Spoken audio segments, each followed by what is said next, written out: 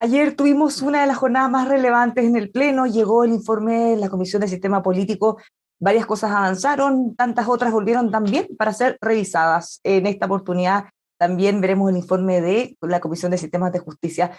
¿Cómo va este proceso? ¿Qué cosas están pendientes? ¿Cómo sigue avanzando? Vamos a estar conversando de eso en profundidad junto a Verónica Undurraga, profesora de Derecho Constitucional de la Universidad Adolfo Ibáñez. ¿Cómo está, Verónica? Muy buenos días. Muy buenos días, Bárbara. Muy bien, gracias por la invitación. Muchas gracias a usted por acompañarnos y para poder también ir desglosando todas las cosas que avanzan. ¿Qué le pareció lo que ocurrió ayer, para ir como de lo último, qué le pareció lo que ocurrió ayer en el Pleno con el informe de sistema político?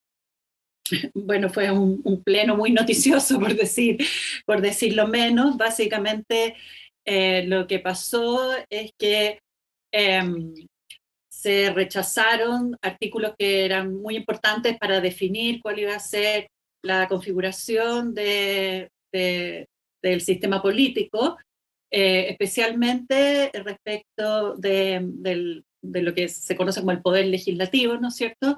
Lo que se estaba proponiendo por la Comisión de Sistema Político eran dos cámaras eh, y un sistema que se llama de bicameralismo asimétrico, ¿no es cierto? Que significa que en el fondo, a diferencia de lo que sucede ahora, en que la Cámara de Diputados y el Senado tienen atribuciones similares, o sea, las leyes que se aprueban por el Congreso pasan tanto por la Cámara de Diputados como por la como por el Senado. En el nuevo sistema que se está proponiendo, hay dos cámaras, una que se llama el Congreso de Diputados y Diputadas, ese es el nombre que se está proponiendo, y una Cámara de las Regiones. Y, eh, y se eligen los miembros de ambas cámaras de forma distinta. La, eh, la, el Congreso de Diputadas y Diputados, en el fondo, representa la idea de una persona, un voto, ¿no es cierto? Y por lo tanto, las regiones que tienen más habitantes van a estar más representadas ahí porque, en el fondo, la conformación va a depender del número de habitantes, ¿no es cierto? No, es una representación por personas, no es una representación por regiones. Bueno, justamente, perdón que la interrumpa, de las críticas por un lado, las celebraciones por el otro, bueno, se elimina el Senado tal cual como lo conocemos, pero algunos dicen, bueno, antes de empezar a sacar conclusiones, porque algunos dicen, ya, esa era mi línea roja, no va a haber ningún contrapeso, deberíamos esperar o se puede esperar eventualmente que cuando se le agreguen las atribuciones a la Cámara Territorial se logre algún mejor equilibrio del que, para juicio de quienes están criticando, estaba establecido hasta ahora. Sí, bueno, eso es lo que se espera y yo creo que sin perjuicio de que, bueno, siempre hay estas discusiones y la gente, los representantes de la convención se enojan unos con otros porque cumplieron o no, se reclaman que no cumplieron con ciertos acuerdos. Finalmente lo que importa a la ciudadanía es lo que pase, ¿cierto? O sea, cómo quede el sistema al final. Y lo que probablemente lo que pasó ayer va a significar que la segunda cámara, la Cámara de las Regiones, que ahora la propuesta era que tuviera atribuciones eh, principalmente para definir temas que eran de importancia regional, ¿no es cierto?, de las regiones. Y por eso la conformación, a diferencia, como yo estaba contando, del Congreso de Diputados y Diputadas, en que ahí estamos representados de acuerdo al número de personas, ¿no es cierto?, que conforman la ciudadanía. En la Cámara Territorial, en esta Cámara de las Regiones, se proponen dos representantes por región. Y hay regiones que tienen mucho más gente y regiones que tienen mucho menos gente, pero igual todas las regiones van a estar igualmente representadas, y eso es precisamente para que la idea es que no queden regiones atrás, que todas las regiones tengan una voz equivalente en esta Cámara. Ahora, lo que se le critica por parte de quienes quieren darle más poder a esta Cámara regional es que en el fondo, claro, van a estar muy bien representadas en forma igualitaria las regiones, pero van a poder decidir prácticamente solo sobre temas de importancia regional, y no sobre todas las leyes, en el fondo como lo hace el Senado ahora. Y por eso hay estas como opiniones tan divergentes que uno dice, la Cámara Regional le está dando más poder a las regiones, y otros que dicen la Cámara Regional le está quitando poder, digamos, esta nueva estructura le está quitando poder a las regiones, porque depende como uno lo mire, ¿no? ¿Cómo se cuenta entonces el equilibrio? Porque tal como dice usted, está el factor territorial, ¿cierto? Si es que se van a, o sea, en el fondo la ganancia de que estén representadas todas las regiones que puedan incidir, dicen, si no en realidad es un adorno, algunos van incluso Claro, con la caricatura, van a ir a tomar café porque no van a tener nada que hacer. Pero claro, la otros pregunta también es con, incidir en qué, la pregunta es incidir en qué, ¿te claro, fijas? O sea, y a eso mismo le podemos agregar otro factor, el factor del contrapeso que tanto se habla. La Cámara de Diputados sí va a quedar con prácticamente todo el poder. Bueno, ¿quién le hace entonces un contrapeso? O si hay una mayoría circunstancial, ¿cómo se hace? Porque ahora se cumple ese rol por parte del Senado, más allá del nuevo sistema que vayamos a tener. sí, bueno, en democracia todas las mayorías son circunstanciales, eso es parte de la democracia, ¿no es cierto? Entonces, como cuando uno habla de mayoría circunstancial, casi como diciendo, bueno, hay que tener cuidado con esta mayoría, en realidad es parte de la democracia que las mayorías sean circunstanciales, y la idea es que las minorías convenzan con sus ideas a la ciudadanía y tengan vocación de mayoría y pasen a ser mayoría en las siguientes votaciones, ¿no es cierto? Bueno, en Eh, el Senado actual, que dura 8 años el cargo, justamente se busca de alguna manera compensar esas mayorías circunstanciales, haciendo que se renueve mitad y mitad cada 4 años, pero en este caso las dos se van a renovar al Claro, mismo tiempo claro, y con periodo más acotado. los senadores duran más, y además tenían requisitos de tener mayor edad, ¿no es cierto?, para ser senador que para ser diputado o diputada. Entonces, en el fondo, se dice que es una cámara que de alguna manera estabiliza, ¿no es cierto? Y eso estabiliza como la, los, los movimientos políticos que son más, en el fondo, contingentes. Ese es un poco como lo que se teme perder, en el fondo, bajo esta nueva estructura. Y por eso yo creo que ahora que se rechazaron los artículos que trataban sobre las atribuciones de esta Cámara Regional, lo que va a pasar es que probablemente se le van a dar más atribuciones a la Cámara Regional. Y bueno, mi opinión personal es que está bien que se le den más atribuciones en ciertos aspectos, por ejemplo, en todo lo que tenga que ver con reformas constitucionales, en materia de acusaciones constitucionales, eh, en materia de sistema electoral, por ejemplo. O sea, es bueno que las dos cámaras revisen las normas sobre el sistema electoral y tengamos, por lo tanto, mayor certeza que no van a cambiar, porque una mayoría en una sola cámara lo decide. Pero la idea es seguir manteniendo la decisión fundamental, que es un bicameralismo asimétrico, en el sentido de que no la segunda cámara no revisa todas las leyes como si lo hace el Congreso.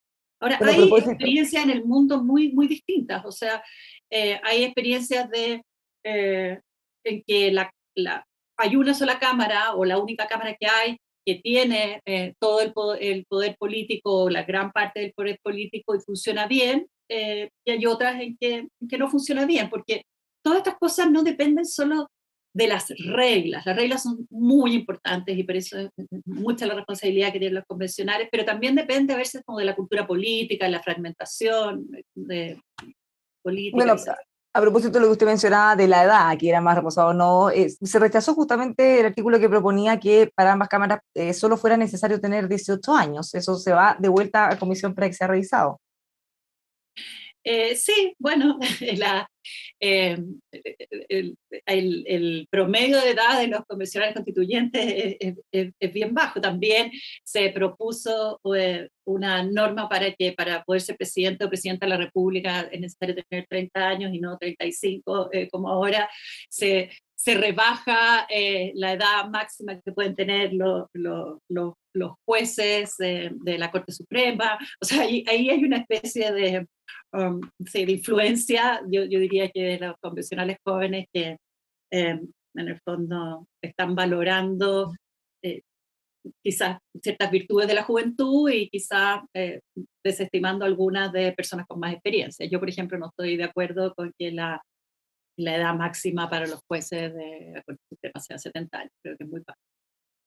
No, bueno, ahí hay hartas cosas también que ya están aprobadas y hoy vamos a ver justamente la Comisión de Sistema de Justicia lleva nuevo informe. Pero lo último, antes de salirnos del sistema político, de todo lo que se aprobó, de lo que vuelve, ¿qué le parece a usted en términos generales? ¿Alguna cosa que le interesaría que ojalá pudiera ser mejorada de lo que se devuelve o que le inquiete de lo que se aprobó eventualmente?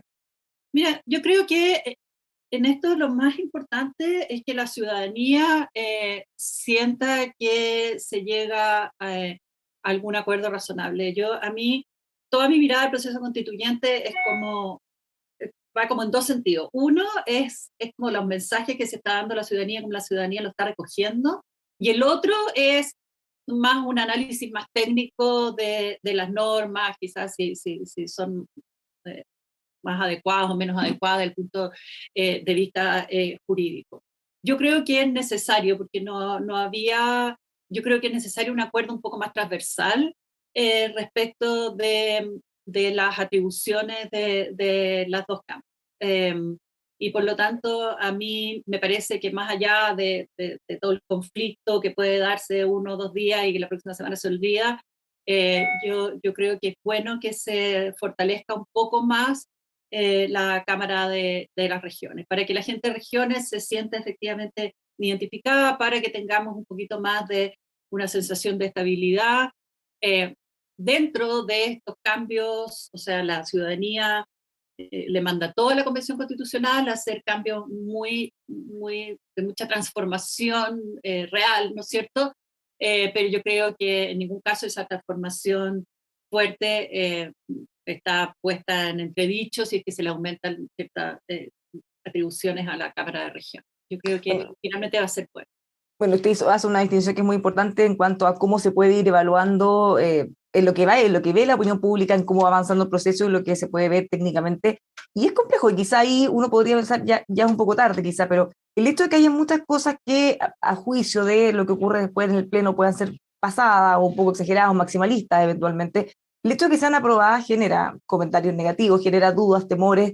Bueno, y finalmente después en el Pleno se cae de casi todo, pero de alguna manera ese daño ya está hecho o queda dando vuelta en el ambiente. Es curioso porque siempre hablamos del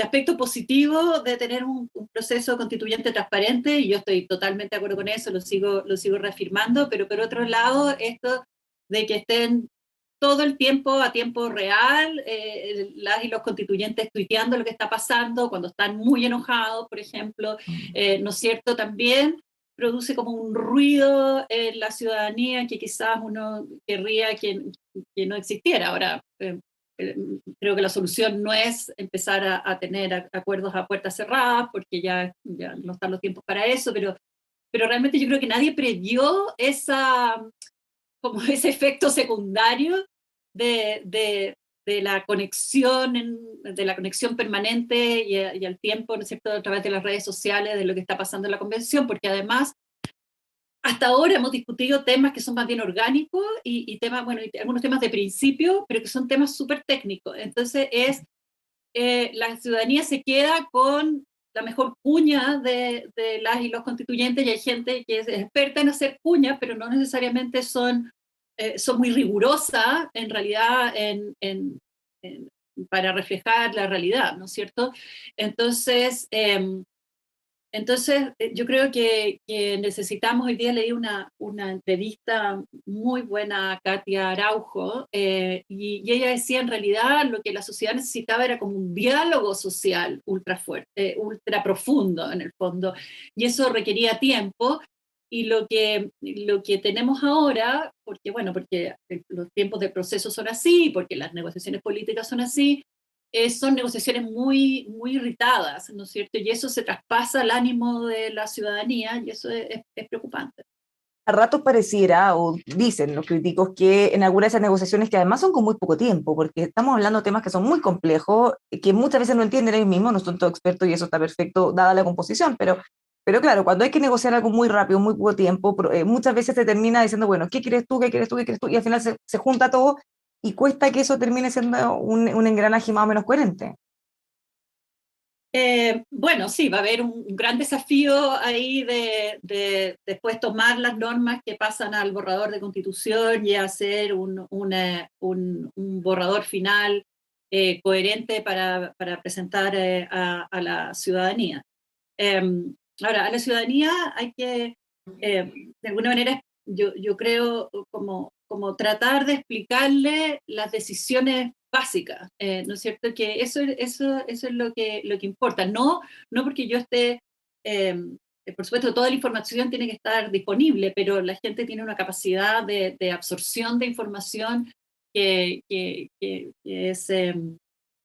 es limitada. Entonces yo creo que hay una responsabilidad muy grande de todos los actores políticos y de los medios de comunicación y del gobierno, en el fondo de tratar de enfatizar cuáles son los objetivos que se están logrando y después presentar sus propias opiniones sobre si las normas que se están eh, llegando al texto constitucional cumplen con esos objetivos. Yo creo que esto de la discusión tan chica eh, atenta contra eso.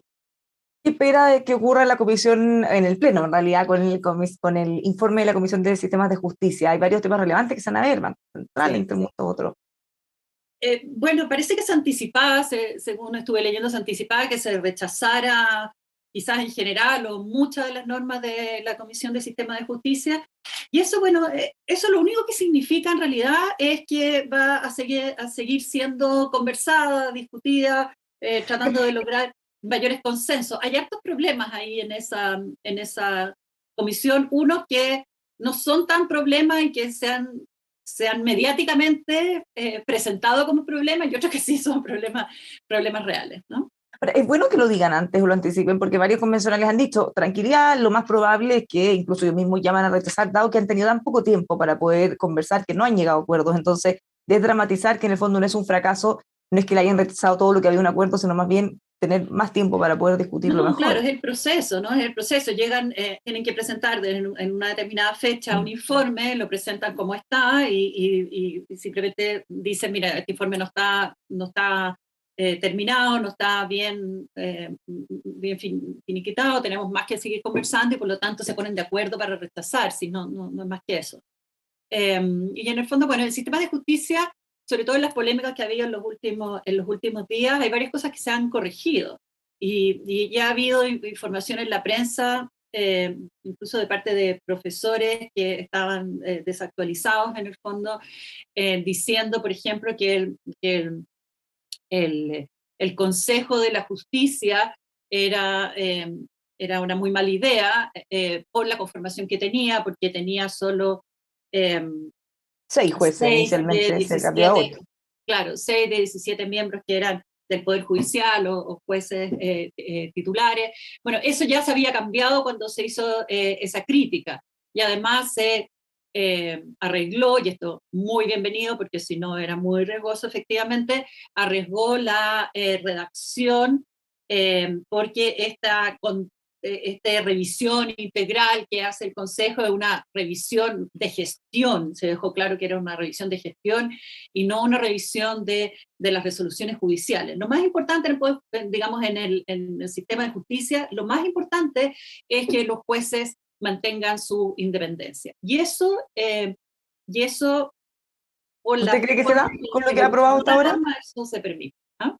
¿Sí, usted cree que eso se da con lo que se ha aprobado hasta ahora? ¿Se Sí, o mantiene la sea, sí que independencia? hay claro, sí que hay 8 de 17 miembros del Consejo más 2 funcionarios del Poder Judicial, en el fondo, claro, finalmente, en el fondo no se corre el riesgo de lo que se estaba señalando. Y otro tema muy importante que se decidió fue esto que la Corte Suprema tuviera finalmente la decisión final, ¿no es cierto?, respecto de la justicia indígena y de la justicia general también. Una última cosa, porque perdón que no nos queda tiempo, pero es importante a propósito de algo que está pasando en paralelo a la convención, la discusión del quinto retiro, la centro derecha ha planteado la necesidad para no seguir aprobando próximos retiros, ni siquiera el quinto, que se pueda hacer una reforma constitucional para evitar expropiaciones de los fondos de pensiones. El Mm. ministro Giorgio Jackson anunció que lo van a hacer, pero no sirve de mucho, dicen, que lo hagan en esta constitución que eventualmente podría quedar fuera en un par de meses. ¿Cómo lo ve usted técnicamente? ¿Se podría incorporar o no en la nueva o en la reforma que dio paso a la nueva Constitución, como los límites que no se pueden cambiar? Bueno, primero el ministro Jackson dijo que iba a hacer una ley en que estableciera en que ahora claro que eran inexpropiables los fondos de pensiones que la gente ya tiene, digamos, eh, que ya tiene, y después le dijeron que era insuficiente, entonces dijo, bueno, lo hacemos por reforma constitucional para darle más seguridad. Eso es lo máximo que puede hacer el gobierno. El gobierno no puede interferir en lo que se decide en la convención. Y en el fondo, la discusión, al decir esto lo tiene que hacer la convención, de alguna manera lo que se está haciendo es simplemente agregando un argumento a la idea de que se quiere, digamos, de ciertos convencionales que están proponiendo un sistema previsional que considere fondos privados, ¿no es cierto?, hacia el futuro. Ahora, la idea de un sistema previsional para que funcione, bueno, es legítimo plantear distintos sistemas enteramente basados en ahorro personal, sistemas basados en el reparto o sistemas mixtos, como proponía el ministro Marcel, por ejemplo, que dice que ninguno que se base en un solo pilar es suficiente. Bueno, en el fondo, de alguna manera se está tratando de fortalecer con ese argumento la idea de que tiene que haber este pilar individual de protección de los fondos. Noticia en desarrollo, entonces. Muchísimas gracias por conversar con nosotros, Verónica, que tenga un muy buen fin de semana. Gracias, igualmente, Bárbara. Los dejamos invitados a seguir con nosotros aquí en emol.com.